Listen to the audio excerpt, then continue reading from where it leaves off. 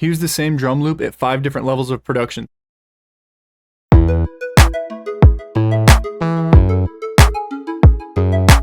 Starting out with this super basic kick clap pattern, where I've routed both drums into a mixer bus with a limiter on it, so I can squish the double hit together to be the same loudness as just the kick.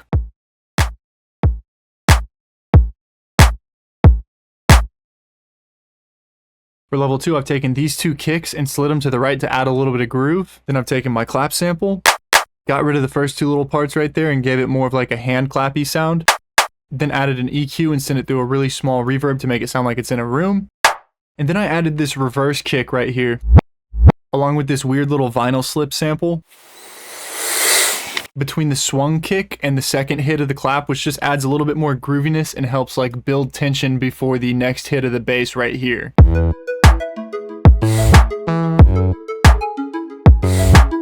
Then lastly, I've just layered the clap up with these little Foley type layers that I have underneath it.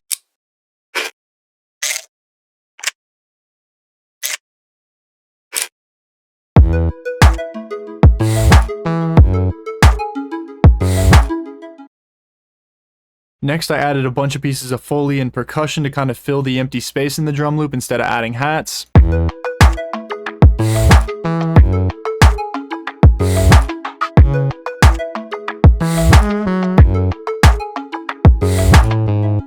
And so I'm using 2 different tricks here. I have the red and orange stuff, which is just pieces of Foley that I've run through a frequency shifter, some heavy EQing to kind of give them their own particular space and tonality. And then a little bit of like a chorus or, a width effect, and then just compress them together.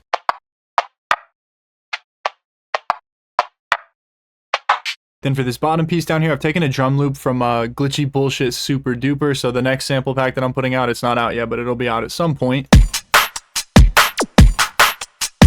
And ran it through a fruity vocoder followed by a wave shaper that's just clipping out a couple little pieces of it and then compressing those and sending them through another small EQ that's kind of similar to the other one. So we're just getting 2 different, pieces of Foley that can kind of work together here. Layer that.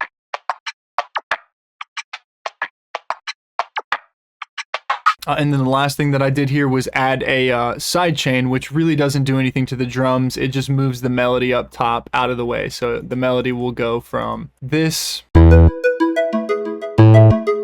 when the kicks hit, it gets ducked down by that little automation.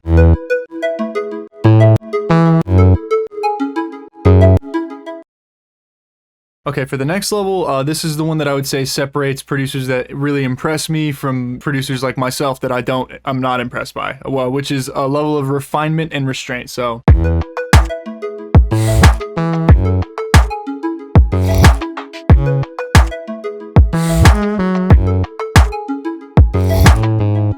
And so all I've really done here is taken pieces of this and just removed them, but it has to be the right pieces, right? And that's subjective, so you pick whichever pieces you think are the right pieces. To me, logically speaking, the reason that I've done what I've done is because it feels the best to give a little space here for the melody so that when there's this little suction piece, we can kind of have like a call and respond and some tension that builds in that empty space right there. So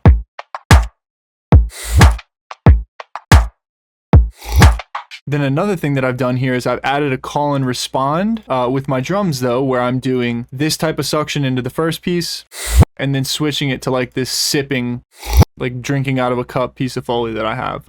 The one last thing I'll say with this section is you want to switch from doing a limiter. Limiting works well for the bus on this, but I would say switch to a wave shaper or a soft clipper or something that adds a little bit of distortion to your mix. I think that's just a much cleaner, better sound.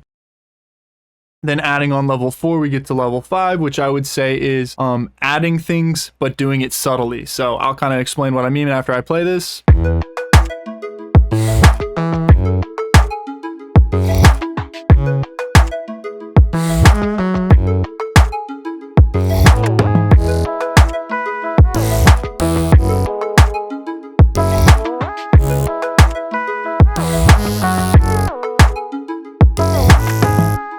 And I'm just going to play this really quickly again without the melody going behind it because you'll be able to hear the drums a bit better.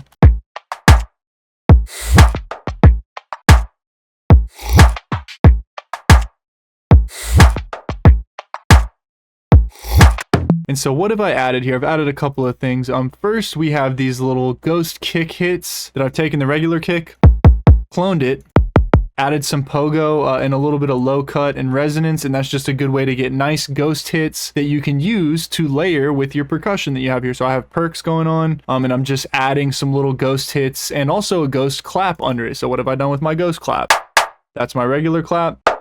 That's my ghost clap. Again, pitched it down a little bit, took the cutoff down a little bit, and that just gives me a little softer of a hit that I can use to kind of layer with my percussion that I have, which will take it from this to this.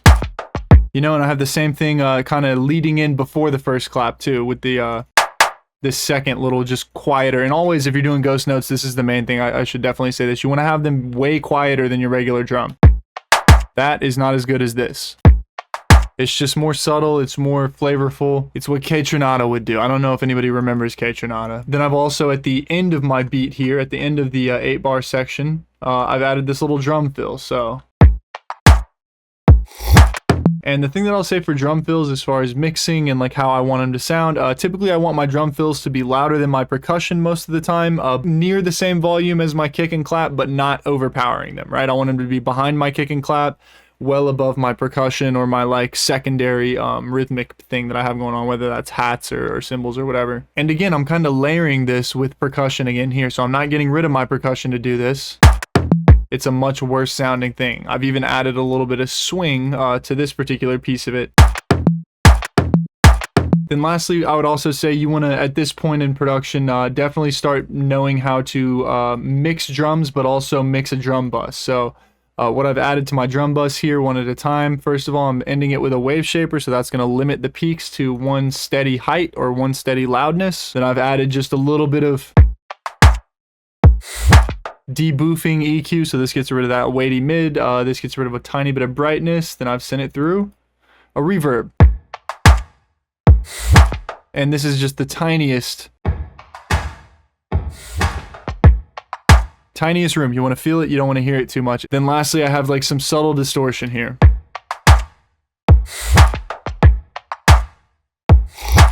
The reason I made this is because I'm working on Glitchy Bullshit Super 2 and I want to get better at making drum loops because I think the loops in the first one sucked. So I'm trying to make some better drum loops. This will definitely be in the new pack. Thank you for watching. I will see y'all in the next one. And thank you for all the support on the channel over the past year and 2 or 3 or however many years it's been. Thank you for watching. I'll see y'all.